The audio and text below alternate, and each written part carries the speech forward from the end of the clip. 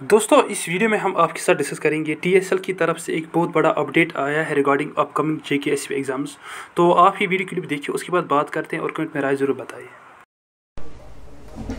कब तक दोबारा से रिक्रूटमेंट के इम्तिहान होना शुरू हो जाएंगे? क्या जम्मू कश्मीर की सरकार एप्टेक से ही जो बचे हुए इम्तिहान हैं उनको कंप्लीट करवाएगी, या जम्मू कश्मीर की सरकार जैसा मैंने पहले भी कहा अगस्त और सितंबर के महीने में दोबारा टेंडरिंग करेगी और अक्टूबर के महीने में जब किसी नई कंपनी को टेंडर मिलता है उसके बाद जाकर रिक्रूटमेंट के इम्तिहान कराना शुरू करेगी?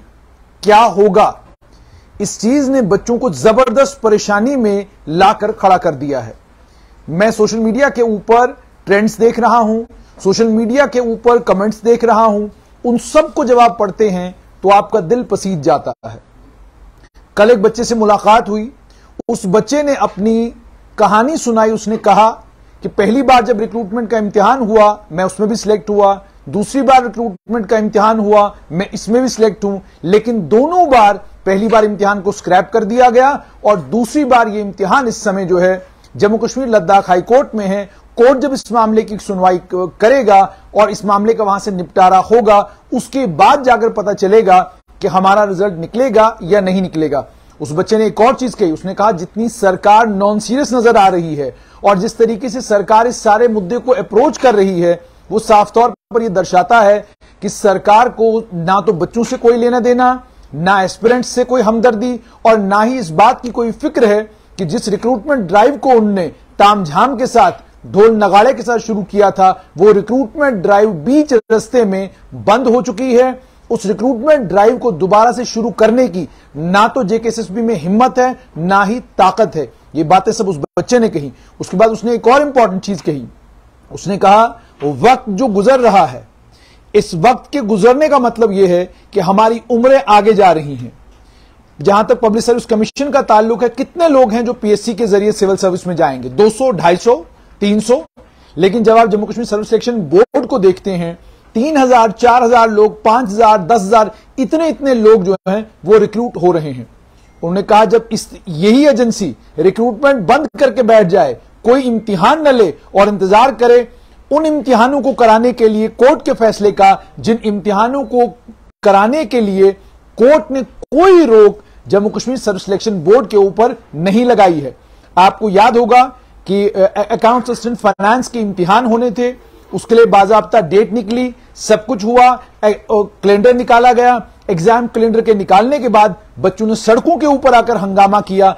हंगामा यह किया कि एप्टेक से आप इम्तिहान करा रहे हैं, एप्टेक ब्लैकलिस्टेड है, आप ब्लैकलिस्टेड कंपनी से इम्तिहान करा रहे हैं। और सिर्फ इतना ही नहीं, इन स्टूडेंट्स को समर्थन मिला नेशनल कॉन्फ्रेंस के डॉक्टर फारूक अब्दुल्ला का, पीडीपी के महबूबा मुफ्ती का, पीपुल्स कॉन्फ्रेंस के सज्जाद गनी लोन का, कांग्रेस के उस समय के जो अध्यक्ष थे उनका, उसके अलावा अन्य सभी राजनीतिक दलों ने इनका समर्थन किया और इन बच्चों के साथ खड़े हो गए। डॉक्टर फारूक अब्दुल्ला झंडे लहराते हुए कचौनी चौक में नजर आए, महबूबा मुफ्ती बच्चों के साथ कैंडल लाइट मार्च में शामिल हुई। ये सब कुछ जिस समय हुआ उस समय यानी यूं कहिए पीक पर चीजें थी। समाज सेवक उतर आए, वो समाज सेवकों के साथ साथ में सोशल मीडिया के इन्फ्लुएंसर उतर आए, लगभग सारे का सारा समूह इकट्ठा हुआ।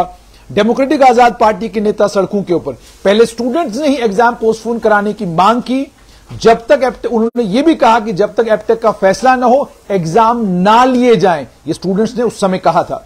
और आपको यह भी याद होगा कि उस समय जबरदस्त हंगामा हुआ और उस हंगामे के बीच में स्टूडेंट्स ने कहा जब तक एप्टेक है तब तक इम्तिहान नहीं होगा। सरकार ने ऐसा लगता है कि उसके बाद ये एटीट्यूड बना लिया कि हमने एप्टेक को एक ट्रांसपेरेंट रिक्रूटमेंट, ट्रांसपेरेंट बिडिंग और ट्रांसपेरेंट टेंडरिंग के माध्यम से टेंडर दिया है। सरकार का कहना ये, और सरकार ऐसा लगता है कि उस पर अड़ी हुई है कि हमने ठीक तरीके से टेंडर दिया था, हम बैक ऑफ नहीं करेंगे। ठीक है, स्टूडेंट्स के इम्तिहान अगर नहीं होते हैं हमें भी कोई फर्क नहीं पड़ता, जब तक कोर्ट का फैसला नहीं आएगा तब तक हम इम्तिहान नहीं कराएंगे। ये अप्रोच सही नहीं है, ऐसा स्टूडेंट्स का मानना है। और आपने पिछले दिनों देखा होगा कि स्टूडेंट्स दोबारा से अलग अलग चैनलों के साथ बातचीत कर रहे हैं, गंभीर आरोप सरकार के ऊपर लगा रहे हैं। और गंभीर आरोप लगा ही नहीं रहे हैं बल्कि साफ तौर पर ट्विटर के ऊपर, सोशल मीडिया के ऊपर, और एक भाई साहब तो यूट्यूब के ऊपर वीडियोस लगातार बना रहे हैं वो मास्टर जी, लेकिन वो लगातार यूट्यूब के ऊपर वीडियोस बना रहे हैं। और भाई साहब यूट्यूब के वीडियोस में गंभीर आरोप सरकार के ऊपर लगा रहे हैं और पूरा डाटा उनके पास है। वो बता रहे हैं कि कैसे स्कैम हुआ है, किसका नाम है, पैसा किसने दिया, कहां लिया गया। और मजाक ये देखिए कि जो सिस्टम है, सिस्टम को ऐसा लगता है कोई फिक्र ही नहीं है, यानी सिस्टम का जनाजा निकल रहा है, सिस्टम की अर्थी उठ रही है सोशल मीडिया के ऊपर, और सिस्टम सोया हुआ है, और सिस्टम कुंभकर्ण की नींद सोया हुआ है। यानी आपके ऊपर गंभीर आरोप लगाए जा रहे हैं, और ये सोशल मीडिया के ऊपर आकर कहा जा रहा है कि पैसा किसने लिया, कहां पर लिया गया, कौन लोग इन्वॉल्व थे, लिस्ट में किसका नाम है, कहां पर, ये सारी चीजें डिस्कस हो रही हैं। और सरकार ने बड़ा मुलायम पिलो लिया हुआ है, जिस मुलायम पिलो के ऊपर सरकार सोई हुई है। क्या कभी ऐसा होता है? जब सरकारों के ऊपर गंभीर आरोप लगे, सरकारों को संज्ञान लेना चाहिए उन आरोपों का। अगर आरोप सही हैं तो फौरन सरकार को कार्रवाई करनी चाहिए, लेकिन अगर आरोप गलत हैं तो वो चीजें भी सरकार को, आम जनता और युवाओं के बीच में रखनी चाहिए। लेकिन इस समय स्थिति यह हो चुकी है कि युवाओं का कॉन्फिडेंस इस हद तक शेक हो चुका है कि अगर अब स्टूडेंट्स के बीच में जाकर सरकार कुछ कहेगी भी तो शायद स्टूडेंट्स को उसको मानने में वक्त लगेगा, क्योंकि इस तरह का वातावरण बन चुका है। जैसे मैंने आपको कहा, मैं YouTube, social media, Instagram, Twitter सब कुछ स्कैन कर रहा होता हूं, और सब जगह देखकर साफ तो मुझे हैरानगी होती है कि अगर इतने गंभीर आरोप लगाए जा रहे हैं तो सरकार क्या कर रही है, और अगर इन आरोपों में सच्चाई है फिर तो गंभीर बात है, फिर तो स्कैम ही स्कैम चारों तरफ है। तो अगर चारों तरफ स्कैम ही स्कैम है तो सरकार इस मामले में कोई कार्रवाई नहीं कर रही, वो और ज्यादा परेशान करता है। और इसके बीच में, जैसे मैंने आपको कहा, नेताओं ने अपना खेल खेल लिया। वो उस दिन आए, झंडा भी दिखाया, मोमबत्ती के साथ भी, मोमबत्ती भी उठाई उन्होंने, मोमबत्ती भी जलाई। उनका मोमबत्ती वाला टाइम भी चला गया, झंडे वाला टाइम भी चला गया। अब उन्हें कोई जरूरत स्टूडेंट्स के बीच में आने की नहीं है, उनका अपना उल्लू सीधा हो गया। उसके बाद आपने देखा होगा, ना डॉक्टर फारूक अब्दुल्ला ने रिक्रूटमेंट को लेकर कोई बयान दिया, ना महबूबा मुफ्ती ने रिक्रूटमेंट को लेकर कोई बयान दिया, ना किसी और पॉलिटिकल लीडर ने। यहां तक कि भारतीय जनता पार्टी के नेता जो लगभग हर चीज के ऊपर बयान देते हैं। और अब कमाल का देखिए, बीजेपी के नेताओं का कमाल ये देखिए, कर्नाटका में कुछ हो रहा है तो बयान ये देंगे, जो बाइडेन को कोई परेशानी अमेरिका में हो तो बयान जम्मू से जारी होगा। मतलब ये हद है। और उसके अलावा अमेरिका का कोई मसला, बयान जम्मू से जारी होगा। यानी इतने तटस्थ हैं बीजेपी के नेता कि इन तमाम इश्यूज पर बयान देते हैं, लेकिन स्टूडेंट्स, ये लड़के, ये युवा जो बीजेवाईएम का हिस्सा भी हैं, एबीवीपी का हिस्सा भी हैं, एनएसयूआई का हिस्सा भी हैं, नेशनल कॉन्फ्रेंस स्टूडेंट्स यूनियन का हिस्सा भी हैं, पैंथर्स पार्टी की स्टूडेंट्स यूनियन का हिस्सा भी हैं, पीडीपी की स्टूडेंट्स यूनियन का भी हिस्सा है। ये युवा, इन युवाओं के लिए बयान देते हुए, इन युवाओं के लिए एक सैद्धांतिक स्टैंड लेते हुए इन राजनीतिक दलों को आखिरकार परेशानी क्या हो रही है। इसमें कोई शक नहीं कि केंद्र में भारतीय जनता पार्टी की सरकार है, मतलब इसका, लेकिन इसका कतई भी यह मतलब नहीं कि सिस्टम के अंदर अब कोई गलती नहीं हो रही। इसका मतलब कतई भी ये नहीं कि सिस्टम को कुछ बताने की जरूरत ही नहीं है। इसका बिल्कुल भी यह मतलब नहीं है कि आप स्टूडेंट्स को लेकर बिल्कुल खामोश रहें, यानी आपने उंगली रखी हुई है मुंह के ऊपर कि हमें कुछ नहीं बोलना। क्यों नहीं बोलना? युवाओं का मुद्दा है, और ये वही युवा है जिन युवाओं के सर पर, जिन युवाओं के कांधों के ऊपर आपके राजनीतिक दल, आपकी पॉलिटिकल पार्टी चलती हैं। और युवाओं को लेकर भी मैं बड़ा हैरान हूं। पत्रकार को गाली देना बहुत बढ़िया, और इतना ज्ञान मिल रहा है मुझे, इतना बढ़िया ज्ञान दे रहे हैं। और मुझे हैरानगी इस बात पर भी होती है कि भाई आप मास्टर जी हैं, आप पढ़ाइए ना बच्चों को। Who is stopping you from teaching students? Please do that. As a journalist this is my responsibility कि मैं खबर बच्चों तक पहुंचाऊं, तो मुझे ज्ञान न दे। और दूसरा ये कि जी आप जाकर फलाने से सवाल क्यों नहीं पूछते, आप जाकर फलाने से सवाल क्यों नहीं पूछते। हम सवाल तब पूछेंगे ना जब ये भाई साहब मिलेंगे। भाई साहब मिलते हैं तो सवाल कहां से पूछेंगे। और ये भी मुझे हैरान करती है बात कि आप मुझसे फोन करके ये कहते हैं कि हमारा ये इशू रेज कीजिए, हमारा वो इशू रेज कीजिए। इस बात को गंभीरता के साथ सभी पॉलिटिकल लीडर्स को लेना चाहिए, जितने भी लोग इसके बाद भी इस वीडियो को देखेंगे। ये जो पत्रकारों को, चाहे मुझे चाहे किसी और पत्रकार को कोई भी बच्चा अप्रोच कर रहा है और अप्रोच करके ये कह रहा है कि जनाब हमारे इश्यूज को आप उठाइए, ये जो है ये दिखाता है, दर्शाता है साफ तौर पर कि पॉलिटिकल क्लास के ऊपर इन यंगस्टर्स का यकीन खत्म हो रहा है। ये बड़ा डेंजरस है। ये पॉलिटिकल क्लास है, ये आपका काम है, मेरा काम नहीं है। मेरा काम खबर करना, खबरों का विश्लेषण करना, खबरों के ऊपर अपना ओपिनियन देना, ये मेरा काम नहीं है। ये काम बीजेवाईएम का है, ये काम एनएसयूआई का है, ये काम एबीवीपी का है, ये काम बीजेपी का है, ये काम कांग्रेस का है, ये काम पीडीपी का है, ये इन सभी पॉलिटिकल पार्टीज का काम है। ये पॉलिटिशियन का काम है इन इश्यूज को रेज करना। आप आज भले ही सत्ता में ना हो, लेकिन प्रेस नोट तो जारी कर सकते हैं।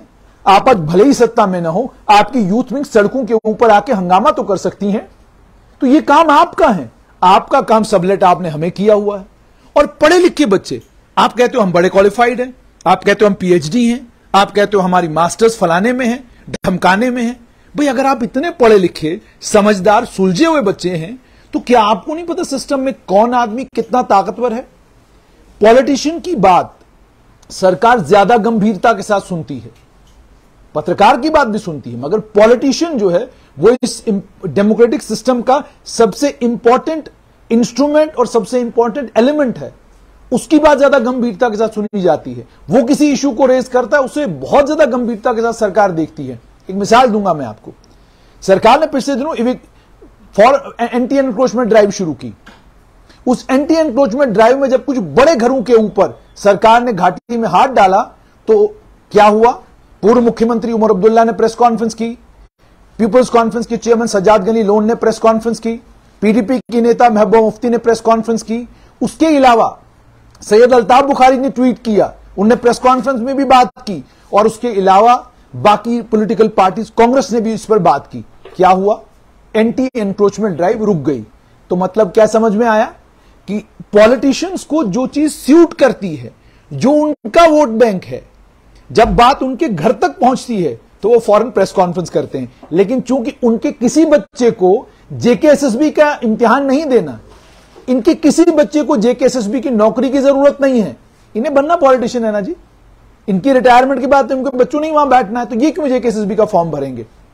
चूंकि इनके घर का मसला ये नहीं है, ये आपके और बाकी मध्यम वर्गीय परिवारों के घरों का मसला है। तो इसलिए पॉलिटिशियंस आपके मामले में संजीदा नहीं है, नॉन सीरियस है। उसी का कारण है कि एक लंबे समय से आपके इम्तिहान नहीं हो रहे हैं। आपकी जिम्मेदारी यह बनती है कि आप जितना ट्वीट हमारे लिए करते हैं कि आप बात करिए, जितना फोन हमें करते हैं इनके लिए करिए ना, लिखिए ट्विटर के ऊपर, चलाइए ट्रेंड इनको लेकर, रोज चलाइए ट्रेंड, देखिए किस तरीके से दौड़ते हुए प्रेस कॉन्फ्रेंस करना शुरू करेंगे। ये चीज आपको समझनी है, बिकॉज ये पॉलिटिकल क्लास की रिस्पॉन्सिबिलिटी है। मेरी रिस्पॉन्सिबिलिटी एज ए जर्नलिस्ट सिर्फ ये है कि आपकी बात सरकार तक हमारे माध्यम, सोशल मीडिया के माध्यम से पहुंचे। वो तो सरकार तक पहुंच रही है, लेकिन इस ग्राउंड रियलिटी क्या है, ग्राउंड पर क्या है, इसको सरकार तक पहुंचाने का काम नेताओं का है। और उसके बाद एक और इंपॉर्टेंट चीज मैं आपको बताऊंगा। वो पिछली बार भी मैंने आपको कहा था कि जहां तक इम्तिहानों का ताल्लुक है, उसको लेकर सरकार को एक फैसला ले लेना चाहिए अब कि आपको अगर एप्टेक से नहीं कराना तो आप एप्टेक को बाहर निकालिए, अगर कराना है तो फिर फैसला लीजिए, अगर नहीं कराना तो भी फैसला लीजिए। इस असमंजस की स्थिति में स्टूडेंट्स को मत रखिए। सितंबर तक का वेट स्टूडेंट्स करें, उसके बाद अक्टूबर, नवंबर, दिसंबर, 3 महीने, यह साल भी खत्म। कितने सारे बच्चे ओवर एज हो जाएंगे, कितने सारे बच्चे उनकी फिटनेस नहीं रहेगी, कितने सारे ऐसे बच्चे हैं जो नशे में पड़ जाएंगे, कितने सारे ऐसे बच्चे हैं जो डिजेक्टेड हो जाएंगे, दुखी हो जाएंगे और जम्मू कश्मीर छोड़कर चले जाएंगे। कल मैं किसी परिवार से मिला, उनका बेटा इस समय बेंगलोर में एक बहुत बड़ी कंपनी में काम कर रहा है। मैंने उनके घर में देखा कि Jammu Kashmir service selection board का सिलेबस लगा हुआ है। Jammu Kashmir service selection board के सिलेबस के साथ में कुछ बुक्स वहां पर पड़ी हुई हैं जेकेएसएसबी से जुड़ी हुई। मैंने उनसे पूछा, मैं भाई ये किताब है? कहते जी तो छोड़ दिया उसने। उसने कहा जी यहां तो रिक्रूटमेंट होनी है, मैंने क्या करना, मैं चला बेंगलोर। ये हालत हो रही है। सरकार को समझना चाहिए कि यह सरकार की बहुत बड़ी विफलता है कि आपने जिस रिक्रूटमेंट प्रोसेस को शुरू किया था और बड़े ट्रांसपेरेंट तरीके से जिस रिक्रूटमेंट प्रोसेस को आपने चलाना शुरू किया था, एक झटका लगा और आप बिल्कुल बिखर के रह गए। जरूरत अब यह है कि स्टूडेंट्स को की परेशानी को समझा जाए, सरकार जल्द से जल्द इस मामले में फैसला ले और स्टूडेंट्स पॉलिटिकल क्लास को मजबूर करें कि जनाब जो हमारा मुद्दा है, जो हमारा मसला है, जो हमारी रिक्रूटमेंट रुकी हुई है, इसको लेकर आपने मोमबत्ती भी जला ली, आपने हमारा साथ भी दे दिया। अब मेहरबानी करके एलजी के दफ्तर के दरवाजे पर दस्तक दीजिए। अब मेहरबानी करके केंद्रीय गृह मंत्री को कहिए कि जनाब तो अब आप क्या समझते हैं, दोबारा से शुरू किया जाए।